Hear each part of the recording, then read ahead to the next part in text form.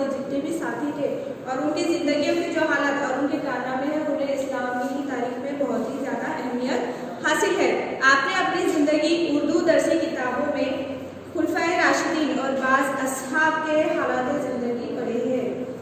پچھلے گزشتہ سالوں میں آپ نے اپنی کتابوں میں جو ہے تو مختلف خلفائے راشدین اور اصحاب رضی اللہ عنہ کے حالات زندگی پڑھے ہیں۔ اسلام کے لیے ان کی قربانیوں کے واقعات سے بھی آپ واقف ہیں۔ انہوں نے جو اسلام کے لیے جو قربانی دی، ان حالات سے، ان واقعات سے بھی آپ اچھے سے واقف ہے۔ اصحاب اکرام رضی اللہ عنہ کے انسانی، اخلاقی اور ایمانی جذبات اور ان کے الطاف و خلوص کی وجہ سے 10 اصحاب رضی اللہ عنہ کو حضور اکرم صلی اللہ علیہ وسلم نے ان کی مبارک زندگی ہی میں جنتی ہونے کی خوشخبری سنا دی تھی۔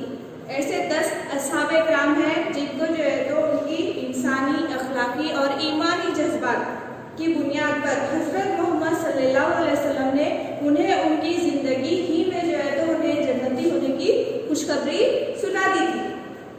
ذیل میں ایک ایسے ہی صحابی حضرت عبد الرحمن بن عوف رضی اللہ عنہ کی زندگی کے سبق آموز حالات پیش کیے جا رہے ہیں۔ ابھی ہم جو سبق پڑھیں گے اس کے اندر جو تو حضرت عبد الرحمن بن عوف کی زندگی کے بارے میں ہم تفصیل سے معلومات حاصل کریں گے۔ ان کی زندگی میں جو ہے تو کیا اسلام لانے سے پہلے اور اسلام لانے کے بعد ان کی زندگی میں کیا انقلابات آئے۔ پہلے جب انہوں نے اسلام نہیں قبول کیا تھا تب، اور اسلام قبول کرنے کے بعد ان کی زندگی میں کیا کیا انقلابات آئے، کیا کیا تبدیلیاں آئی، اس کے بارے میں ہم پڑھیں گے۔ انہوں نے مشکل حالات کا مقابلہ کیسے کیا اور اخوت، محبت اور عقیدت کی کیسی عمدہ مثالیں پیش کی، اس کے بارے میں ہم اس سبق میں معلومات حاصل کریں گے۔ حضرت عبد الرحمن بن عوف کی زندگی کا شخصی مطالعہ سماج اور اس کے افراد سے خلوص و یگانگت کی مثال بھی ہے۔ ان کی زندگی کے بارے میں صحابہ یعنی حضرت عبد الرحمن بن عوف کی زندگی کا ہم اگر شخصی مطالعہ کریں گے تو سماج اور اس کے افراد کے لیے خلوص و یگانگت کی ایک مثال ہے۔ اور یہ سبق جو ہے تو ایک سوانے ہے، سوانے نگاری یا سوانے عمری ایک بیانیہ صنف ہے۔ یہ ایک سوانے ہے، یعنی یہ جو ہے تو کیا ہے، بیانیہ صنف ہے۔ سوانے عمری کسی کہتے ہیں زندگی کے واقعات کو تاریخ اور ترتیب کے ساتھ لکھنا سوانے نگاری ہے۔ یعنی سوانے نگاری میں جس شخص کی زندگی کے حالات لکھنا مقصود ہو، اس کے مزاج اور اس کی نفسیات اور اصل فطرت کو بھی سوانے نگار سمجھنے کی کوشش کرتا ہے۔ یعنی سوانے عمری کیا ہے، سوانے نگاری کہ اس کے اندر ایک مخصوص شخص کے بارے میں، اس کی زندگی کے حالات کے بارے میں اور اس کے مزاج اور اس کی نفسیات اور اس کی اصل فطرت کے بارے میں جو بھی سوانے نگار یعنی جو لکھ رہا ہے اس کے بارے میں تفصیل سے معلومات حاصل کرتا ہے اور پھر اس شخص کے بارے میں وہ اپنے سوانے نگاری میں لکھتا ہے۔ سوانے کا موضوع کسی ایسی شخصیت کو بنایا جاتا ہے جس نے ادبی، سیاسی یا سماجی سطح پر کوئی بڑا کارنامہ انجام دیا ہو۔ سوانے کا موضوع کس کے اوپر بنایا جاتا ہے، ایک ایسی شخصیت جس نے کیا کیا، ادبی زندگی، سیاسی زندگی یا پھر سماجی سطح پر کوئی ایسا بڑا کارنامہ انجام دیا جسے جو ہے تو سوانے نگار کیا کرتا ہے، اس کے اوپر موضوع بنا کر ایک سوانے عمری لکھتا ہے۔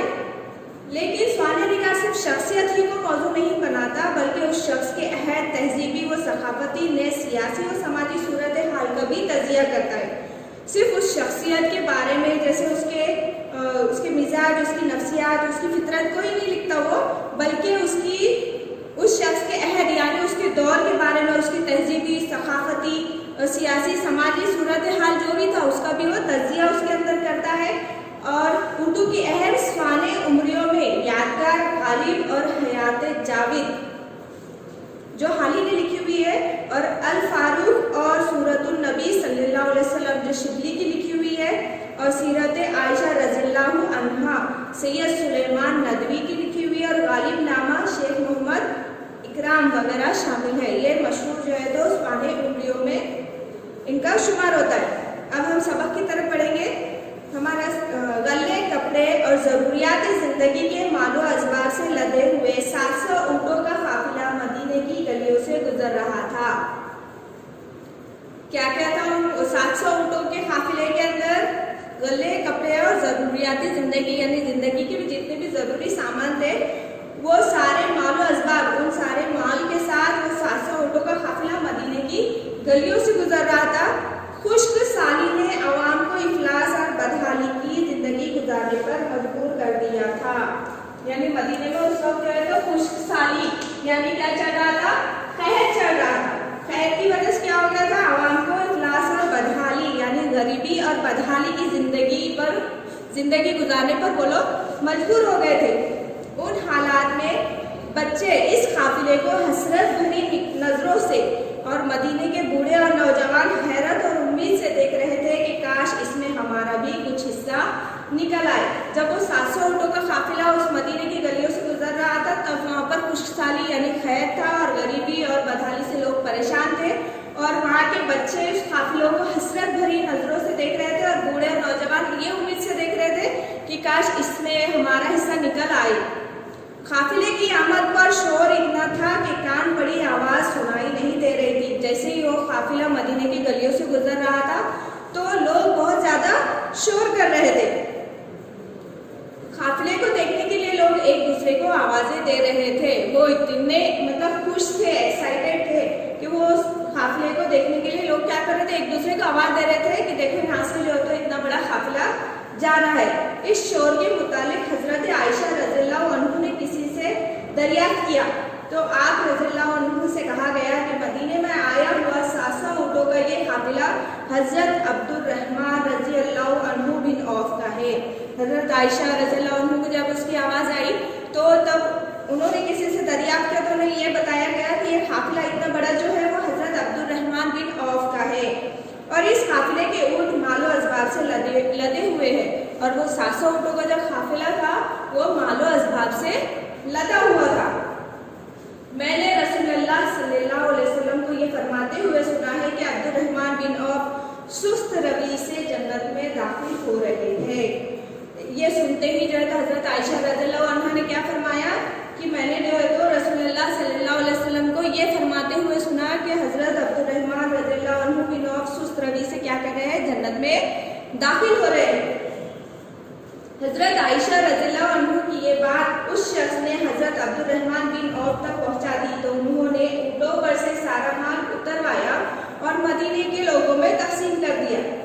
اب حضرت عائشہ رضی اللہ عنہ نے جیسے ہی یہ بات اس شخص کو کہی تو وہ شخص نے کیا کیا؟ حضرت عبد الرحمن بن عوف کے پاس جا کر یہ بات کہی کہ حضرت عائشہ رضی اللہ عنہ فرما رہی تھی کہ رسول اللہ صلی اللہ علیہ وسلم نے آپ کے بارے میں یہ فرمایا کہ آپ سست روی سے جنت میں داخل ہو رہے۔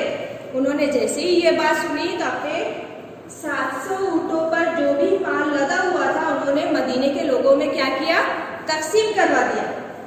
یہ وہی عبد الرحمن بن عوف ہے جنہوں نے حضرت محمد صلی اللہ علیہ وسلم کے حکم پر مکے سے مدینہ ہجرت کی تھی، اور یہ وہی عبد الرحمن تھے جنہوں نے حضرت محمد صلی اللہ علیہ وسلم کے حکم پر ہی جو ہے تو مکے سے کیا کیا تھا؟ مدینہ ہجرت کی تھی۔ وہ مکہ چھوڑ کر مدینہ میں آ گئے تھے۔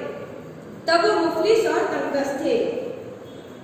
حضور صلی اللہ علیہ وسلم نے مدینے کے انصار اور مہاجرین کے درمیان رفاقت اور اخوت کا رشتہ قائم کیا تو حضرت سعد بن ربیع انصاری حضرت عبد الرحمن کے بھائی بن گئے۔ جب انہوں نے مکے سے مدینہ ہجرت کی تب وہ مفلس اور تنگدست تھے، اور حضور صلی اللہ علیہ وسلم نے مدینے کے انصار یعنی کیا ہے یہاں پر؟ حضور صلی اللہ علیہ وسلم کی ہجرت کے موقع پر مہاجرین کی مدد کرنے والے مدینے کے مسلمان، یعنی حضرت محمد صلی اللہ علیہ وسلم ہجرت کرتے وقت جب ہجرت کیے تھے تو ان کے مہاجرین کی مدد کرنے والے یعنی ہجرت کرنے والے لوگ کی مدد کرنے والے مدینے کے وہ مسلمان جو انہوں نے مہاجرین کی مدد کی تھی تو انہیں انصار کہا جاتا ہے۔ تو ان انصار اور مہاجرین یعنی مہاجرین کیا ہے؟ مہاجر کی جمع ہے۔ ہجرت کرنے والوں کو مہاجرین کہا جاتا ہے، ایک جگہ سے دوسری جگہ ہجرت کرنے والے لوگوں کو مہاجرین کہا جاتا ہے۔ تو حضور صلی اللہ علیہ وسلم نے کیا کیا تھا؟ ان انصار میں اور مہاجرین میں رفاقت و اخوت یعنی دوستی کا اور بھائی چارگی کا، بھائی بھائی کا رشتہ قائم کیا۔ تو حضرت سعد بن ربیع رضی اللہ عنہ انصاری حضرت عبد الرحمن رضی اللہ عنہ کے بھائی بن گئے، اور مدینے میں اس وقت حضرت سعد رضی اللہ عنہ سب سے زیادہ مالدار تھے۔ जब हजरत साद बिन रबी का हुजूर सल्लल्लाहु अलैहि वसल्लम ने हजरत अब्दुर्रहमान बिन औफ का भाई का रिश्ता बनाया, तो उस वक्त जो है तो साद रज़ियल्लाहु अन्हु सबसे ज़्यादा मदीने में मालदार थे। उन्होंने अपने दीनी भाई को अपनी आधी जायदाद देनी चाहिए, मगर उन्होंने लेने से इनकार कर दिया। हजरत साद रज़ियल्लाहु अन्हु हजरत अब्दुर्रहमान बिन औफ के दीनी भाई बन गए थे और उस वक्त वो मदीने में सबसे ज़्यादा अमीर थे, सबसे ज़्यादा मालदार थे। तो उन्होंने क्या किया, अपने दीनी भाई यानी हजरत अब्दुर्रहमान बिन औफ को अपनी आधी जायदाद वो देना चाहते थे। कौन? हजरत साद रज़ियल्लाहु अन्हु। लेकिन हजरत अब्दुर्रहमान बिन औफ ने क्या किया, उनसे वो मालो असबाब यानी उनकी जायदाद लेने से इनकार कर दिया। भाई मुझे सिर्फ बाजार का रास्ता बता दो। जब उन्होंने अपनी हजरत साद रज़ियल्लाहु अन्हु ने अपनी आधी जायदाद हजरत अब्दुर्रहमान बिन औफ को देनी चाहिए, तो उन्होंने वो लेने से इनकार कर दिया और सिर्फ क्या कहा, भाई सिर्फ मुझे बाजार का रास्ता बता दो। इस्लाम कबूल करने से पहले हजरत अब्दुर्रहमान का नाम अब्द उम्रू था। इस्लाम कबूल करने से पहले उनका नाम हजरत अब्दुर्रहमान बिन औफ का नाम क्या था? हजरत अब्दुर्रहमान का नाम अब्द उम्रू था, मगर इस्लाम कबूल करने के बाद हजरत मोहम्मद सल्लल्लाहु अलैहि वसल्लम ने उनका नाम बदलकर अब्दुर्रहमान रख दिया। और इस्लाम कबूल करने के बाद हमारे नबी हजरत मोहम्मद सल्लल्लाहु अलैहि वसल्लम ने उनका नाम क्या रखा? अब्दुर्रहमान। वो बनी ज़हरा बिन किलाब के खानदान में 577 ईस्वी में पैदा हुए। हजरत अब्दुर्रहमान बिन औफ बनी ज़हरा बिन किलाब के खानदान में 577 ईस्वी में पैदा हुए। बचपन ही से निहायत वजी, दराज पर, मजबूत जिस्म वाले और फुर्तीले थे। हजरत अब्दुर्रहमान कैसे थे? बचपन से निहायत वजी, दराज पर यानी हाइटेड, मजबूत जिस्म वाले और फुर्तीले थे। वो उन 8 सहाबा में से है जिन्होंने कबूल इस्लाम में पहल की थी। हजरत अब्दुर्रहमान बिन औफ का शुमार उन 8 सहाबा में किया जाता है जिन्होंने सबसे पहले जो है इस्लाम कबूल करने में पहल की थी। इस्लाम कबूल करने से पहले वो शराब नोशी से मुतनफिर और बुत परस्ती से बेजार थे। हजरत अब्दुर्रहमान बिन औफ ने जब इस्लाम कबूल नहीं किया था, कबूल करने के पहले वो शराब नोशी यानी शराब पीने से और बुत परस्ती से मुतनफिर थे। मुतनफिर यानी नफरत करने वाले थे। उन्हें शराब नोशी और बुत परस्ती यानी बुतों की पूजा करना, उनकी परस्तिश करना उन्हें बिल्कुल भी पसंद नहीं था। रसूल अकरम सल्लल्लाहु अलैहि वसल्लम की तालीमात ने उनके कल्ब को, ज़हन को ऐसी जिला बख्शी कि इब्तिदाई दौर ही में उन्होंने इस्लाम कबूल कर लिया। अपने प्यारे नबी सल्लल्लाहु अलैहि वसल्लम की जो तालीमात थी, दीनी तालीमात ने उनके कल्ब को, ज़हन यानी उनके दिल और दिमाग को ऐसी जिला बख्शी कि इब्तिदाई दौर ही में उन्होंने इस्लाम को, शुरुआती दौर ही में इस्लाम को उन्होंने हजरत अब्दुर्रहमान बिन औफ ने कबूल कर लिया। हजरत अब्दुर्रहमान रज़ियल्लाहु अन्हु का इस्लाम कबूल करना था कि मुशरिकीन मक्का के जुल्म सितम का वो शिकार हुए। जैसे ही हजरत अब्दुर्रहमान रज़ियल्लाहु अन्हु ने इस्लाम कबूल किया, मुशरिकीन मक्का यानी मक्के के जो शिरक करने वाले लोग थे उनके ऊपर उन्होंने क्या किया? जुल्म सितम करना शुरू कर दिया, मगर सब्र तहम्मुल के साथ उन्होंने सारी तकलीफों को बर्दाश्त किया। लेकिन मुशरिकीन मक्का के तमाम जुल्म सितम को हजरत अब्दुर्रहमान बिन औफ ने क्या किया? सब्र और तहम्मुल के साथ, एकदम सब्र के साथ बर्दाश्त किया, हत्ता कि रसूलुल्लाह सल्लल्लाहु अलैहि वसल्लम की तरफ से हिजरत का हुक्म नाफिज हुआ। यहाँ तक कि क्या हो गया, फिर हजरत मोहम्मद सल्लल्लाहु अलैहि वसल्लम ने क्या किया? उन्हें हिजरत का हुक्म दिया। चुनांचा दिगर मुसलमान साथियों के साथ हजरत अब्दुर्रहमान रज़ियल्लाहु अन्हु ने हबशा की तरफ हिजरत की। हमारे नबी सल्लल्लाहु अलैहि वसल्लम ने अब्दुर्रहमान को हुक्म दिया कि आप हिजरत करें, तो उन्होंने क्या किया? दूसरे मुसलमान साथियों के साथ हबशा की तरफ हिजरत की, यानी वो उधर चले गए। फिर मुशरिकीन मक्का के कबूल इस्लाम की गलत खबर सुनकर तमाम मुसलमान जब हबशा से मक्का लौट आए तो उन पर दोबारा जुल्म सितम होने लगा। लेकिन फिर किसी ने जो है तो उन्हें हबशा में ये खबर दी कि मुशरिकीन मक्का ने क्या किया? इस्लाम कबूल किया, यानी मक्के में जितने भी शिरक करने वाले लोग थे उन्होंने जो है तो इस्लाम कबूल कर लिया। तो ये गलत खबर उनको पहुंची और ये गलत खबर सुनकर वो क्या हुए? तमाम मुसलमानों के साथ जब हबशा से वापस मक्का लौटे तो लोगों ने क्या किया? उन मुशरिकीन मक्का ने दोबारा उन पर जुल्म सितम करने लगे। तब हुजूर सल्लल्लाहु अलैहि वसल्लम के हुक्म से हजरत अब्दुर्रहमान रज़ियल्लाहु अन्हु ने मदीना हिजरत कर ली। फिर उसके बाद दोबारा से उन पर जुल्म सितम होने लगे तो हिजरत करने का हुक्म दिया। मदीना पहुंचकर उन्होंने तिजारत का पेशा इख्तियार कर लिया। जब वो मदीना पहुंचे तो वहां पर उन्होंने क्या किया, तिजारत का पेशा इख्तियार किया। शुरू में वो बाजार से कुछ माल खरीदते और उसे वहीं फरोख्त कर देते और मुनाफे के पैसों में से कुछ पस अंदाज करते। शुरू में जब उन्होंने तिजारत करना शुरू किए तब वो क्या करते थे, बाजार से ही कुछ माल खरीदते और उसी बाजार में वापस उसे फरोख्त कर देते, बेच देते और फिर उससे जो है तो उन्हें जितना भी मुनाफा होता था उस मुनाफे के पैसों में से कुछ पस अंदाज करते। पस अंदाज करना यानी बचत करना, बचाना। तो वो क्या करते, मुनाफे के पैसों में से कुछ पैसे बचाते, कुछ अपनी जात पर खर्च करते और कुछ जो है तो खुद के ऊपर खर्च करते। रफ्ता रफ्ता उनकी तिजारत बढ़ती गई और उनका शुमार मदीने के बड़े ताजिरों में होने लगा। और धीरे धीरे क्या हुआ, उनकी तिजारत जो है तो बढ़ती गई और उनका शुमार मदीने के बड़े बड़े ताजिरों में होने लगा। तिजारत में अपनी तरक्की देखकर हजरत अब्दुर्रहमान रज़ियल्लाहु अन्हु खुद हैरान रहते। उनकी तिजारत में जैसी जैसी तरक्की होती, जैसे जैसे बरकत आती, तो वो उसकी तरक्की को देखकर हजरत अब्दुर्रहमान रज़ियल्लाहु अन्हु खुद क्या रहते, हैरान रहते। उनकी तिजारत दुनिया के तमाम उयूब से पाक थी। उयूब क्या है, उयूब ऐब की जमा है, ऐब यानी बुराई। उनकी तिजारत दुनिया के तमाम ऐबों से क्या थी, पाक थी।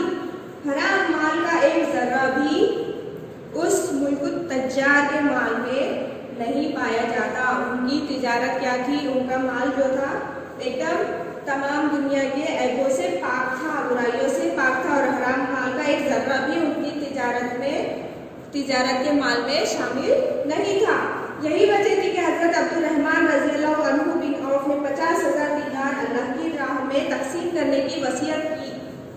तो हजरत उस्मान गनी रज़ियल्लाहु अन्हु ने खुद मुखय्यर व मुतमव्विल होने के बावजूद हजरत अब्दुर्रहमान के माल में से अपना हिस्सा ये कहते हुए तलब किया कि अब्दुर्रहमान का माल हलाल और साफ है, उसका एक लुक़मा भी बाइस से बरकत व आफियत है।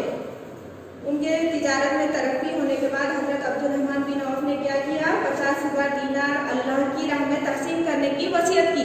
तो हजरत उस्मान गनी रज़ियल्लाहु अन्हु ने खुद मुखय्यर व मुतमव्विल, मुखय्यर यानी खैरात करने वाले, हजरत उस्मान गनी रज़ियल्लाहु अन्हु उस वक्त के सबसे ज़्यादा खैरात करने वाले, यानी खुद मुखय्यर यानी खैरात करने वाले और मुतमव्विल यानी दौलतमंद होने के बावजूद भी हजरत उस्मान गनी रज़ियल्लाहु अन्हु ने क्या किया, अब्दुर्रहमान रज़ियल्लाहु अन्हु के माल से अपना कुछ हिस्सा ये कहते हुए तलब किया कि अब्दुर्रहमान का माल हलाल और साफ है, यानी हजरत अब्दुर्रहमान का माल एकदम हलाल और साफ है और उसका एक लुक़मा भी बाइस से बरकत और आफियत है। दौलत की ऐसी फरावानी और साले जिंदगी के बावजूद हजरत अब्दुर्रहमान रज़ियल्लाहु अन्हु पर हमेशा खुदा का खौफ तारी रहता और उनकी ज़बान से कभी ऐसे अल्फाज भी अदा हो जाते कि मुझे खदशा है कि कहीं हमारी नेकियों का बदला हमें दुनिया ही में ना दे दिया जाए। उनके दौलत की जो है दिन ब दिन बढ़ते जा रही थी और साले ज़िंदगी के बावजूद हजरत अब्दुर्रहमान हमेशा ये सोचकर परेशान रहते, हजरत अब्दुर्रहमान रज़ियल्लाहु अन्हु पर हमेशा खुदा का खौफ तारी रहता, यानी वो खुदा से हमेशा डरते रहते थे और उनकी ज़बान से कभी कभी ऐसे अल्फाज भी निकल जाते थे कि वो सोचते थे मुझे खदशा है, मुझे शक है कि कहीं हमारी नेकियों का बदला हमें दुनिया ही में ना दे दिया जाए, यानी हम जो नेक काम कर रहे हैं उसका बदला हमें, उसका सिला हमें दुनिया में ही मिल गया तो फिर क्या होगा। हजरत अब्दुर्रहमान रज़ियल्लाहु अन्हु बिन औफ की वसी पैमाने पर तिजारत होने के बावजूद दौलत कमाने में उनका इन्हिमाक कभी देखा नहीं गया। हजरत अब्दुर्रहमान उनकी तिजारत बहुत ज़्यादा वसी हो गई थी, बहुत ज़्यादा फैल गई थी, लेकिन फिर भी इतना होने के बावजूद भी वो कभी दौलत कमाने में ज़्यादा मशगूल नहीं रहते थे। इन्हिमाक यानी इंतहाई मशगूलियत उनमें कभी दौलत कमाने के लिए देखी नहीं गई। अरब के बड़े ताजिरों में उनका शुमार होने के बाद भी उन्होंने कभी अपने आप को बड़ा साबित करने की कोशिश न की। उनकी तिजारत जैसे जैसे वसी होती गई, तरक्की करते गई, तो उनका शुमार मदीने के बड़े बड़े ताजिरों में होने लगा, लेकिन इतना होने के बाद भी उन्होंने कभी भी अपने आप को बड़ा साबित करने की कोशिश नहीं की। बिल उमूम मालूम अता और दौलत ضرورت کے ذام میں آدمی خدا فراموش ہی نہیں اپنوں سے بھی بیزار ہو جاتا ہے۔ عام طور پر ہم یہ دیکھتے ہیں کہ انسان کے پاس جیسے ہی پیسہ آ جاتا وہ اللہ تعالیٰ کو بھی بھول جاتا ہے اور اپنوں سے بھی بیزار ہو جاتا ہے۔ لیکن حضرت عبد الرحمن رضی اللہ عنہ کا یہ معمول تھا کہ روپیہ پیسہ ہونے کے باوجود دولت و ثروت یعنی دولت مند کے ذام یعنی غرور میں آدمی خدا فراموش ہو جاتا ہے، خدا کو بھی بھول جاتا ہے، اپنوں سے بیزار ہو جاتا ہے۔ لیکن حضرت عبد الرحمن رضی اللہ عنہ کا یہ عالم تھا کہ تجارت سے وہ کچھ حاصل ہوتا تو اسے غربا و مساکین اور اہل و عیال پر بے دریغ خرچ کر دیتے تھے۔ حضرت عبد الرحمن رضی اللہ عنہ کیا کرتے تھے؟ اپنی دولت جو ہے تو تمام غربا میں یعنی غریب لوگوں میں، مسکینوں میں اور اہل و عیال پر بے دریغ یعنی بے تحاشا خرچ کر دیتے تھے۔ اسی وجہ سے ان کے متعلق کہا جاتا تھا کہ سارے کے سارے اہل مدینہ ابن عوف کے مال میں شریک ہے۔ حضرت عبد الرحمن رضی اللہ عنہ کا یہ معمول تھا کہ تجارت کا پورا مال کیا کرتے تھے؟ جو کچھ حاصل ہوتا تھا تجارت سے وہ غریبوں میں تقسیم کر دیتے تھے۔ تو اسی وجہ سے کیا کہا جاتا تھا کہ اہل مدینہ یعنی مدینہ کے سارے لوگ ابن عوف کے مال میں شریک ہے یعنی اس کے مال میں شریک ہے۔ دولت کمانے اور اسے سید کر رکھنے کے لیے انہوں نے کبھی تجارت نہیں کی۔ حضرت عبد الرحمن بن عوف نے کیا کیا؟ دولت کمانے اور اسے سید کر رکھنے یعنی سنبھال کر رکھنے کے لیے حضرت عبد الرحمن بن عوف نے کبھی بھی تجارت نہیں کی۔ دین کے کاموں میں وہ بے انتہا خرچ کرتے۔ حضرت عبد الرحمن بن عوف کیا کرتے تھے؟ دین کے کاموں میں اپنی دولت بے انتہا بہت زیادہ خرچ کرتے۔ وہ اپنی تجارت کے نفع کا اندازہ خدا کی راہ میں خرچ ہونے والی دولت سے کرتے تھے۔ وہ اپنی تجارت کا اندازہ کیسے کرتے تھے؟ نفع کا اندازہ کہ وہ خدا کی راہ میں کتنا روپیہ خرچ کر رہے ہیں وہ اسے نفع سمجھتے تھے۔ وہ قناعت پسندی اور استغنا کے لیے سارے مدینے میں مشہور تھے۔ استغنا یعنی بے نیازی۔ حضرت عبد الرحمن بن عوف اپنی بے نیازی اور قناعت پسندی کی وجہ سے سارے مدینہ میں مشہور تھے۔ یہ وہ خوبیاں تھی جن کی وجہ سے وہ اصحاب رضی اللہ عنہ میں نمایاں نظر آتے تھے۔ وہ اپنی کیا کہتے تھے؟ حضرت عبد الرحمن بن عوف اپنی دولت میں سے جو ان کی تجارت سے جو کچھ انہیں حاصل ہوتا وہ غریبوں میں تقسیم کر دیتے اور اپنے اہل و عیال یعنی بیوی بچوں پر بے تحاشا کر دیتے، اپنے غریبوں، مسکینوں اور اہل و عیال پر۔ اور وہ اپنی دولت کو کبھی بھی جو ہے تو سید کر نہیں رکھتے بلکہ اللہ کی راہ میں خرچ کر دیتے تھے۔ اور یہ خوبیاں تھی جن کی وجہ سے وہ اصحاب رضی اللہ عنہ میں نمایاں نظر آتے تھے۔ اس پر مستزاد ان کی سادہ اور بے ریا زندگی تھی، اور اس پر زیادہ ان کی کیا تھی؟ زندگی ایک دم سادہ اور بے ریا زندگی تھی جس میں افلاس سے عمارت تک کے حالت میں کوئی تبدیلی نہیں آئی۔ افلاس یعنی غریبی، مفلسی، اور عمارت یعنی امیری۔ جب وہ تنگ دست تھے اس وقت بھی سخاوت میں اپنی کشادہ قلبی کا ثبوت دیتے رہتے، یعنی جب وہ غریب تھے، تنگ دست تھے، تب بھی ان کی جو ہے تو کشادہ قلبی یعنی دل کا بڑا ہونا۔ جب وہ تنگ دست تھے، غریب تھے، تب بھی انہوں نے جو ہے تو اپنی کشادہ قلبی یعنی بڑے دل کا ثبوت دیا۔ اور جب امارت ہاتھ آئی تو عطا کی کشادگی میں بھی اضافہ ہوتا گیا۔ امارت یعنی امیری جب ان کے ہاتھ آئی تو عطا یعنی لوگوں کو جو ہے تو تقسیم کرتے رہتے تھے اپنی تجارت کا نفع، تو اس وقت بھی انہوں نے جو ہے اپنی کشادہ قلبی کا مظاہرہ کیا۔ غزوہ تبوک کے موقع پر جب جنگی ساز و سامان کی ضرورت پیش آئی تو حضرت عبد الرحمن بن عوف نے 200 اوقیہ سونا اللہ کی راہ میں پیش کیا۔ 200 اوقیہ یعنی اوقیہ کیا ہے؟ تقریباً 28 گرام کا ایک وزن ہوتا ہے، ایک چاندی کا سکہ ہوتا ہے جس کا وزن، ایک چاندی کے سکے کا اوقیہ کا وزن 28 گرام ہوتا ہے۔ تو انہوں نے ایسے 200 اوقیہ سونا کیا کیا؟ اللہ کی راہ میں پیش کر دیا غزوہ تبوک کے موقع پر جنگی ساز و سامان کی خریدی کے لیے۔ مدینے کے اس وقت کے حالات کے لحاظ سے یہ امداد بہت زیادہ تھی۔ مدینے میں اس وقت جو حالات چل رہے تھے تو اس وقت کے حالات کے حساب سے یہ امداد یعنی مدد کی مقدار کیا تھی؟ بہت زیادہ تھی۔ اس کثیر رقم کو دیکھ کر حضور صلی اللہ علیہ وسلم نے حضرت عبد الرحمن رضی اللہ عنہ سے پوچھا کہ اپنے خاندان کے لیے کیا چھوڑا؟ تو انہوں نے جواب دیا، جس رزق خیر اور اجر کا اللہ اور اس کے رسول صلی اللہ علیہ وسلم نے وعدہ فرمایا ہے، اتنا مال میں نے اہل خانہ کے لیے چھوڑا ہے۔ اتنی بڑی رقم جب انہوں نے غزوہ تبوک کے وقت جو ہے تو مدینے حضور صلی اللہ علیہ وسلم کو جنگ کے لیے دی تھی، تو اس وقت حضور صلی اللہ علیہ وسلم نے کیا کیا، اتنی بڑی رقم تم دے رہے ہو؟ تو انہوں نے یہ ان سے دریافت کیا، ان سے پوچھا کہ اپنے خاندان کے لیے بھی آپ نے کچھ چھوڑا ہے کیا؟ تو انہوں نے کیا جواب دیا، جس رزق خیر اور اجر کا اللہ اور اس کے رسول صلی اللہ علیہ وسلم نے وعدہ فرمایا، اتنا مال میں نے اپنے اہل خانہ یعنی اپنے گھر کے لوگوں کے لیے چھوڑا ہے۔ یہی وہ ایمانی جذبہ تھا جس کی بدولت حضرت عبد الرحمن رضی اللہ عنہ کو زندگی ہی میں جنت کی بشارت دی گئی تھی۔ اسی ایمانی جذبے کی وجہ سے ایمانی جذبے کی وجہ سے حضرت عبد الرحمن رضی اللہ عنہ کو زندگی ہی میں جو ہے تو ان کی جنت کی بشارت دی گئی۔ بشارت یعنی خوشخبری دی گئی تھی۔ اسی بشارت کی بنا پر عشر مبشرہ میں ان کا شمار ہوتا ہے۔ اسی بشارت کی وجہ سے عشر مبشرہ یعنی ایسے 10 اصحاب میں زندگی میں ہی جنت کی خوشخبری دی گئی تھی، اس میں ان کا شمار ہوتا ہے۔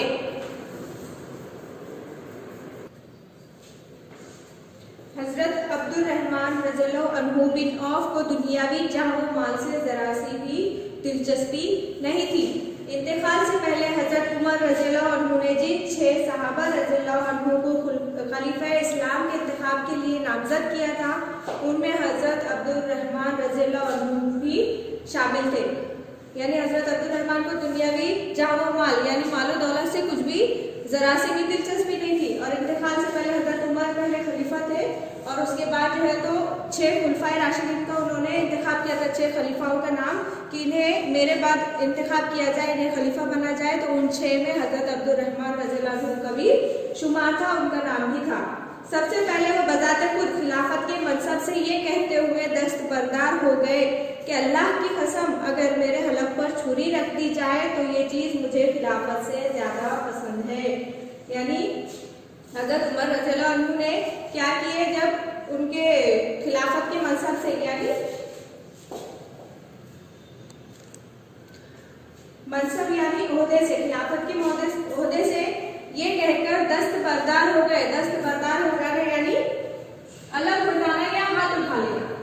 یہ کیسے ہو گئے، الگ ہو گئے کہ اللہ کی قسم اگر میرے حلق پر چھری رکھ دی جائے تو یہ چیز مجھے خلافت سے زیادہ پسند ہے، یعنی میں خلافت کرنے سے زیادہ اپنے حلق پر اگر مجھے قربان بھی کر دی جائے تو میں خلافت نہیں کروں گا۔ بالآخر انہی کی ایما یعنی یہاں پر کیا بتایا گیا ہے، مرضی، حضرت عمر رضی اللہ عنہ کی مرضی پر ہی جو ہے تو حضرت عثمان رضی اللہ بن عفان خلیفہ بنائے گئے۔ حضرت عبد الرحمن رضی اللہ عنہ بن عوف تجارت کے ساتھ زراعت بھی کرتے تھے۔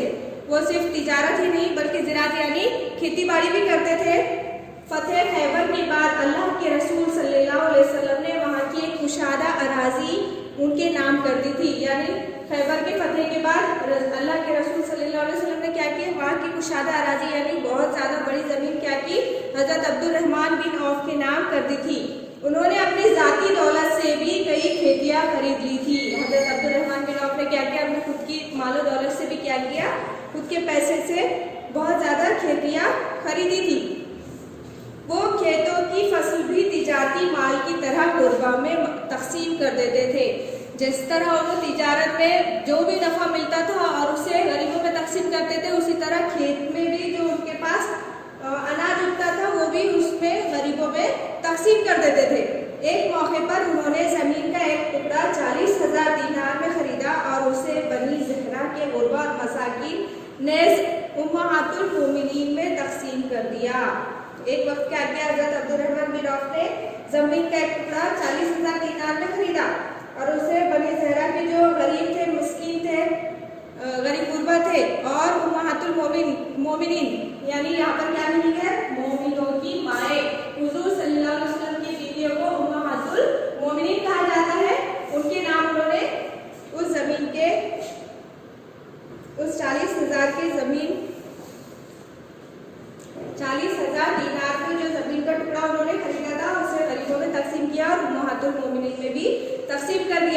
آخر عمر میں حضرت عبد الرحمن رضی اللہ عنہ نے اپنی کل جائیداد فی سبیل اللہ تقسیم کرنے کی وصیت کی تو غزوہ بدر میں شرکت کرنے والے 100 صحابہ رضی اللہ عنہ میں سے ہر ایک کے حصے میں 400 دینار اور وراثت میں ان کی ہر بیوی کے حصے میں 80,000 دینار آئے.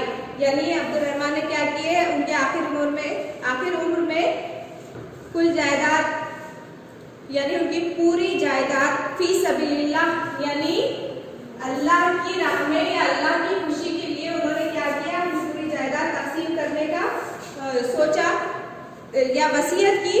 تو اس غزوہ بدر میں جتنے بھی صحابی شریک ہوئے تھے ہر ایک کے حصے میں کتنے آئے، 400 دینار آئے اور ان کی وراثت میں ان کی ہر بیوی کے حصے میں 80,000 دینار آئے. حضرت عبد الرحمن رضی اللہ عنہ تجارت اور زراعت ہی میں مصروف نہیں رہتے بلکہ غزوات میں بھی شریک ہوتے تھے. یعنی غزوات کسے کہا جاتا ہے، غزوات کیا ہے، غزوے کی جمع ہے. وہ جنگیں جن میں رسول اکرم صلی اللہ علیہ وسلم نے شرکت فرمائی انہیں کیا کہتے ہیں، غزوات کہتے ہیں. تو وہ صرف تجارت میں ہی نہیں اور زراعت میں ہی نہیں بلکہ غزوات یعنی جنگوں میں بھی شریک ہوتے تھے. مگر جنگ و جدل سے زیادہ وہ امن و خیر خواہی کے راستے کو پسند کرتے تھے. یعنی حضرت عبد الرحمن رضی اللہ عنہ جنگوں کو بالکل پسند نہیں کرتے تھے بلکہ امن و امان خیر خواہی کو زیادہ پسند کرتے تھے. چنانچہ حضرت عبد الرحمن رضی اللہ عنہ کی حکمت عملی کی وجہ سے دومت الجندل کی جنگ کے موقع پر پورا علاقہ پر امن طور پر فتح ہو گیا. دشمنوں نے اپنی شکست تسلیم کر لی. یعنی دومت الجندل کی جو جنگ تھی اس کے موقع پر انہی کی وجہ سے جو ہے تو پورا علاقہ کیا ہوا، پورا امن طریقے سے یعنی سلامتی اور امن امان پر جو ہے تو فتح ہو گیا. دشمنوں نے اپنی شکست کیا کی، اپنی ہار تسلیم کی، قبول کی. اس موقع پر حضرت محمد صلی اللہ علیہ وسلم نے حضرت عبد الرحمن رضی اللہ عنہ کو یہ نصیحت کی تھی کہ جنگ میں بچوں، عورتوں اور بوڑھوں کو قتل مت کرنا اور جنگ سے قبل انہیں احسن طریقے سے سمجھانا.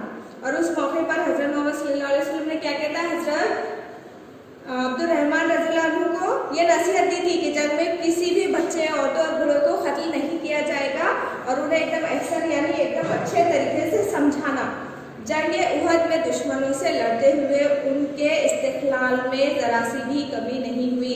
یعنی جنگ احد میں کیا ہوا، حضرت عبد الرحمن جب دشمنوں سے لڑ رہے تھے تو ان کے استقلال یعنی کیا ہے، قائم رہنا یا پھر مضبوطی، ان کے ارادوں میں کوئی بھی جو ہے تو کمی نہیں آئی. ایک دم دشمنوں سے اچھے سے انہوں نے بہادری کے ساتھ لڑے، کامرانی کے ساتھ واپس لوٹے تو ان کا جسم زخموں سے چھنی تھا. یعنی کامیابی کے ساتھ جب وہ واپس لوٹے تو ان کا جسم کیا ہوا، زخموں سے چھنی ہو گیا تھا. ان زخموں کی وجہ سے ان کے ایک پیر میں لنگ آ گیا تھا. ان زخموں کی وجہ سے ان کے ایک پیر میں جا کر لنگ یعنی لنگڑا پر آ گیا تھا. اسی جنگ میں ان کے چند دانت بھی ٹوٹ گئے تھے. اس جنگ میں کیا ہوا تھا، ان کے کچھ دانت بھی ٹوٹ گئے تھے. اس طرح میدان کارزار ہو یا تجارت کا بازار، حضرت عبد الرحمن بن عوف دونوں میدانوں میں مستعد رہے. میدان کارزار یعنی جنگ کا میدان ہو یا تجارت کا بازار، حضرت عبد الرحمن بن عوف رضی اللہ عنہ دونوں میدانوں میں مستعد رہے یعنی تیار رہے. انہوں نے اپنی بے لوث خدمات سے دین کو خوب نفع پہنچایا. یعنی کسی بھی مطلب کے بغیر انہوں نے جتنی بھی خدمات کی اس سے ہمارے دین کو بہت ہی زیادہ نفع پہنچا. 75 برس کی عمر میں 652 عیسوی میں حضرت عبد الرحمن رضی اللہ عنہ کا انتقال ہوا. کتنے سال میں، 75 سال کی عمر میں 652 عیسوی میں حضرت عبد الرحمن رضی اللہ عنہ کا انتقال ہوا. جان کرنے کی حالت میں ان کی آنکھوں سے آنسو روا تھے. جان کرنے یعنی جان نکلتے وقت ان کی آنکھوں سے کیا ہوا تھے، آنسو روا تھے یعنی جاری تھے. احباب کے پوچھنے پر کہنے لگے، مجھے اس بات کا خوف ہے کہ میری دولت کی وجہ سے میں اپنے دوستوں سے دور نہ کر دیا جاؤں. حضرت عبد الرحمن بن عوف کو انتقال ہوا، ان کی آنکھوں سے آنسو جاری تھے. ان کے جب احباب یعنی دوستوں نے ان سے پوچھا تب انہوں نے اس بات سے یہ بتایا کہ مجھے اس بات کا خوف ہے کہ میری دولت کی وجہ سے میں اپنے دوستوں سے دور نہ کر دیا جاؤں.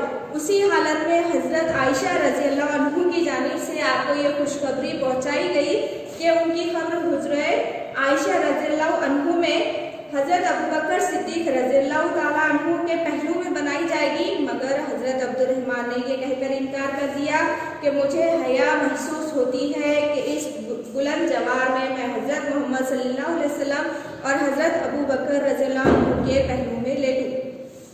ان کے جنازے کی نماز حضرت عثمان بن عفان رضی اللہ عنہ نے پڑھائی، جس میں وقت کے جلیل قدر صحابہ رضی اللہ عنہ موجود تھے۔ اس طرح ہم نے اس سبق میں حضرت عبد الرحمن رضی اللہ عنہ بن عوف کے بارے میں معلومات حاصل کی کہ انہیں اپنے اسلام کے خاطر کتنی مشکلات کا مقابلہ کیا، کتنی پریشانیوں کا مقابلہ کیا، اور وہ اپنی اخوت، محبت اور عقیدت کے ساتھ انہوں نے کتنی عمدہ مثالیں پیش کی۔